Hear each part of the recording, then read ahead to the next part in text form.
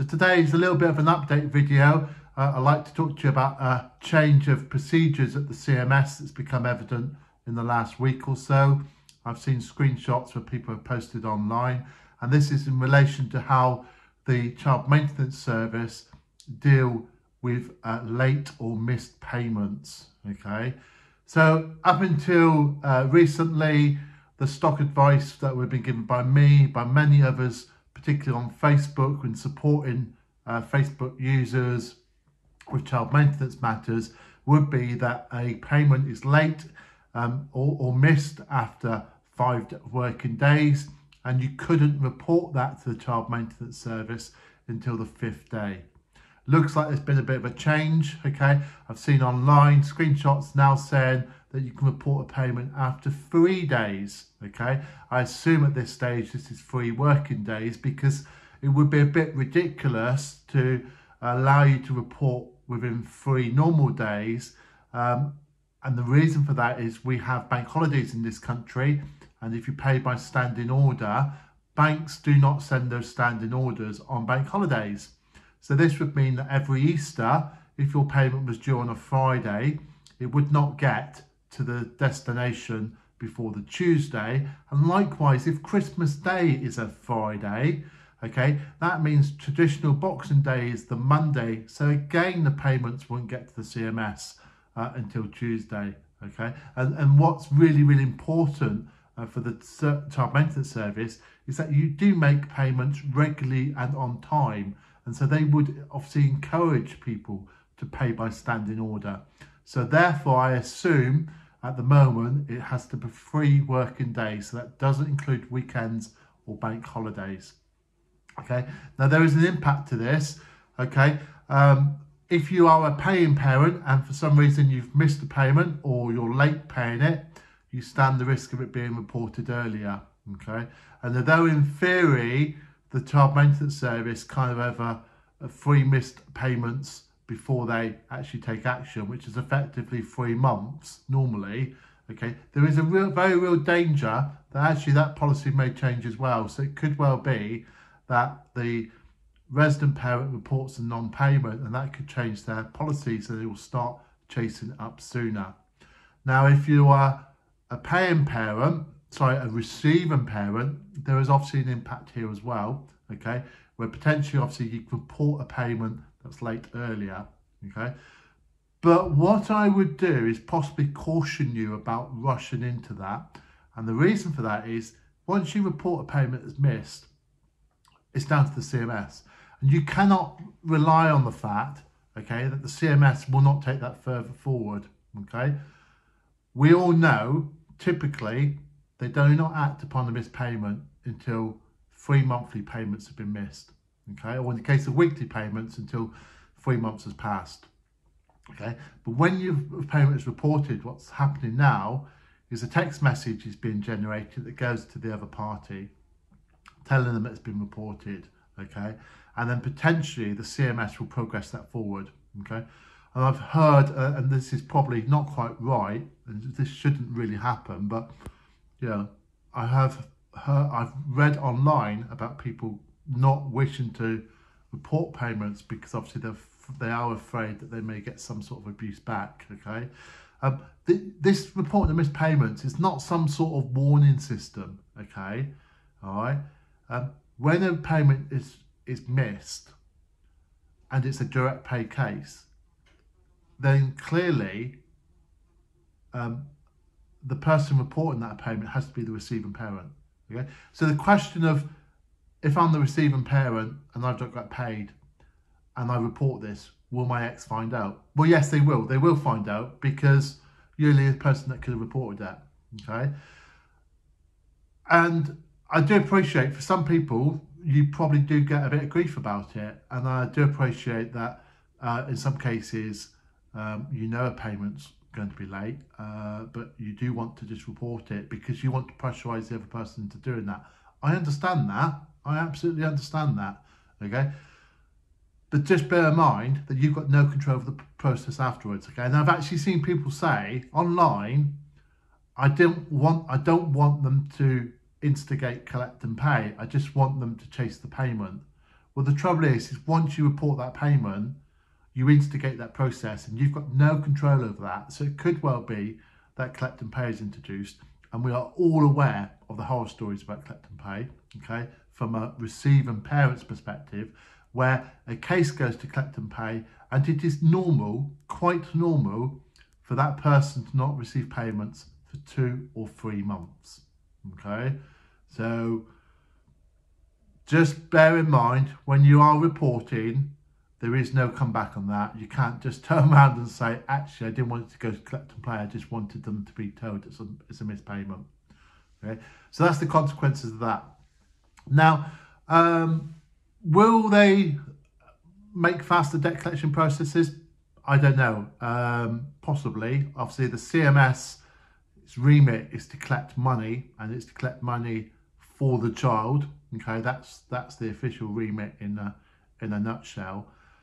Will they put the resource behind this? Will they do more Collect and Pay? I don't know. But what I would say is, if you are a paying parent, okay, the way to avoid being put on Collect and Pay is to actually react. First of all, obviously pay on time. But if for some reason you can't pay on time, okay, as soon as it is reported, a text message is generated, okay, and you will get that text message. And I get there's the scenario where someone pays late, okay, they make the payment, they don't think anything more of it, and then they get a text message from CMS that says you haven't made a payment.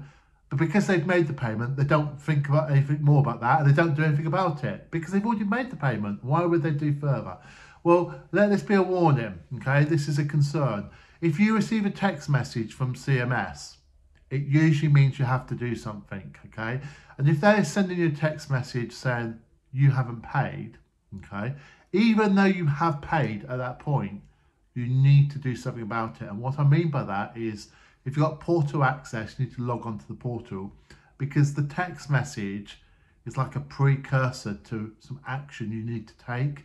And on the portal, they will ask you about your last 3 payments that were due, and they will ask you, did you pay those payments and when did you pay them? And they will then ask you to upload evidence, okay?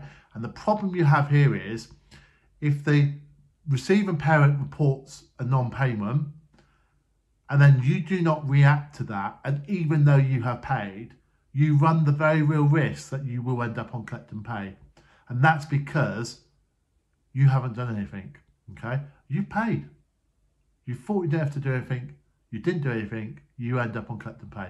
And often what the first sort of warning of this will be, actually, you get a letter, you get a deduction from your bank. And if I had £1 for every post I've seen in the last couple of weeks saying, I was paying and then suddenly I'm a DEO, I'd probably be quite rich. Well, actually, I'd probably have about 20 quid. But you know, those posts are there. If you go on to any of the many Facebook groups dealing with CMS, okay, you'll have to scroll down a page or two and you will see a post by someone that's been put on the DEO for whatever reason, and they, as far as they're concerned, they have paid, okay? The trouble is the CMS don't have that, and the trouble is if they've not submitted the evidence to prove it, the CMS have to go on the basis of what the receiving parent states, okay?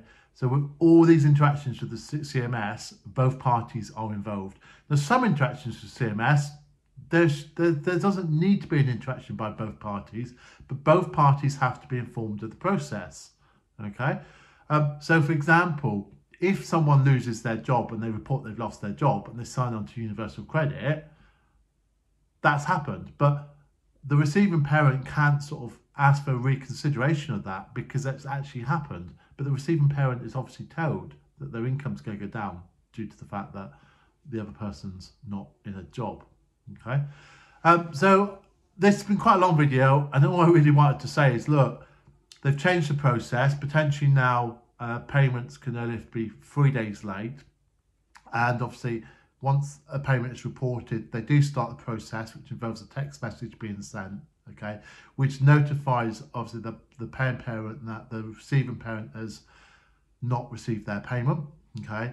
The paying parent needs to do something about that, i.e. go onto the CMS website, okay, and fill in the information and go from there, okay. If you don't do that, you run the risk of problems later on. So please do that. Okay. Whilst here talking about CMS, let's also talk about text messages. Now, within the UK, if you were a debt collection company, you would not be allowed to carry out any enforcement action on a Sunday. Okay. I am aware that CMS texts people on Sundays, okay, about essentially debt, about non-payment, for example, and any action they're going to take. If you receive a text message from the CMS on a Sunday, I'd be very grateful if you could add into the comments below that you've received a text message, what the text message was about, and that it was on a Sunday. Okay, this needs to stop. I think the CMS need to give people a break. Okay, if they are collecting debts, they need to come to line with the debt collection industry. They should not be texting people on a Sunday. Okay, technological reasons, really, actually, technology allows them to queue those text messages so they could all be sent out on the Monday. Okay, there is no excuse for texting people on a Sunday collecting debt. Okay, and the CMS need to sort of abide by the spirit of the legislation that debt collection companies are obliged to follow. Okay, so that's it from me today. Just a quick update on changes. As I say, don't forget to subscribe to the channel if you're not already a subscriber, and then you'll get the updates as I send out new videos. Be grateful if you could like this video, and of course if you've got any comments, user action's great and respond to most comments that are received, usually within 48 hours. Some cases that leads to me pointing you in the right direction. Sometimes it means I can help you. Okay, so please interact in the comments, even if it's to say, great video, can you do this? All right, we like the expression great video. Brilliant. Okay, so thank you very much and have a great day. See you later. Cheers. Bye bye.